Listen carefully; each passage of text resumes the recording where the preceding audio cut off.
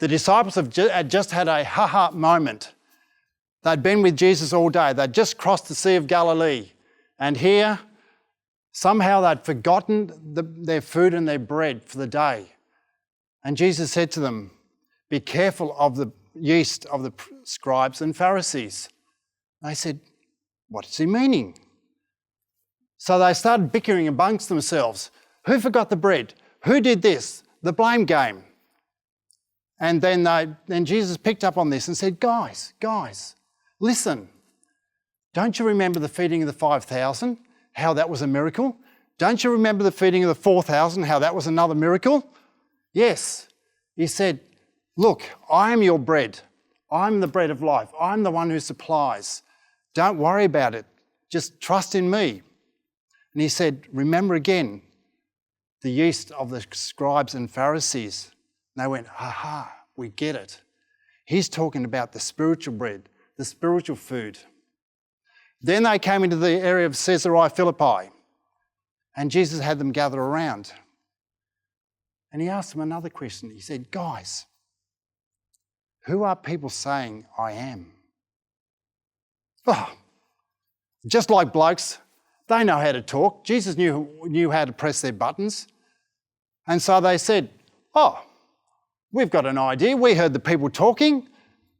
And they said, yes, some saying John the Baptist, others saying Elijah, others saying a prophet. Yes, Jesus here is demonstrating his skills as a master of group dynamics. And here Jesus is also sharing some great principles of small group ministry, how to get people talking and chatting together. He knew how to connect with those guys. He knew what to say to them to get them talking. He understood them. He used a topical illustration of the time to get them chatting and warming up together.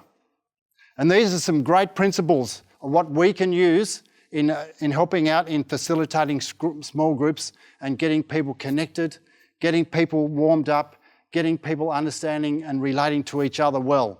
And Jesus was a master at this in this situation, because these guys were chatting away freely and sharing as to what they'd heard and seen. But I'm sure Jesus already knew the answers anyway, because he would have been listening just as much as they were. And then Jesus asked a leading question from there. He went deeper. His real purpose was to go deeper into their life and their experience. And so it said in the next verse down, he said, but who do you say I am? Who do you say I am? This has a different meaning in another translation because it has a double emphasis here. And in the Voice translation it says, now you, who do you say I am? Jesus was bringing this right home to his disciples.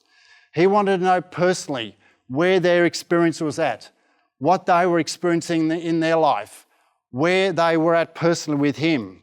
He wanted them to be not sitting on the fence anymore. He wanted them to stand up and to know exactly where their faith and their experience was, and to also know where they stood with Jesus and where he stood with them. Who do you say I am? Jesus said.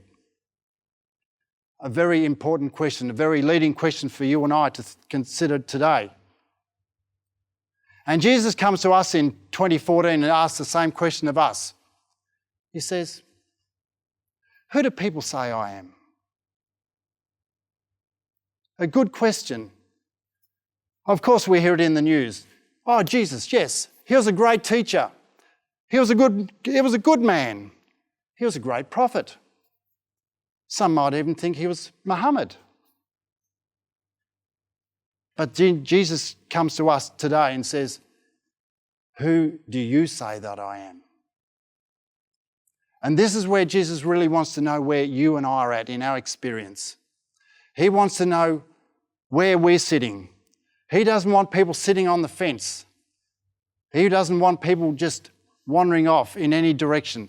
He wants us to know that we know who he is. And so he comes to us with this question today. Now you, Who do you say I am? And so Jesus says to us, how do you feel about this? He wants us to articulate this in our life. What does it mean to live the life of Christ? What does it mean to exemplify his life? How do people know who Jesus is if they don't see me living out Christ in my life? How do people know who Jesus is if they don't see me walking the talk and living the life of Jesus? How will the world know anything about Jesus if my behaviours aren't matched to what Jesus was saying in his word, what Jesus was saying in his life even? And so I leave with a challenge today. Who do you say Jesus is in your experience? Who do you say Jesus is in your life? Because that's where the rubber meets the road.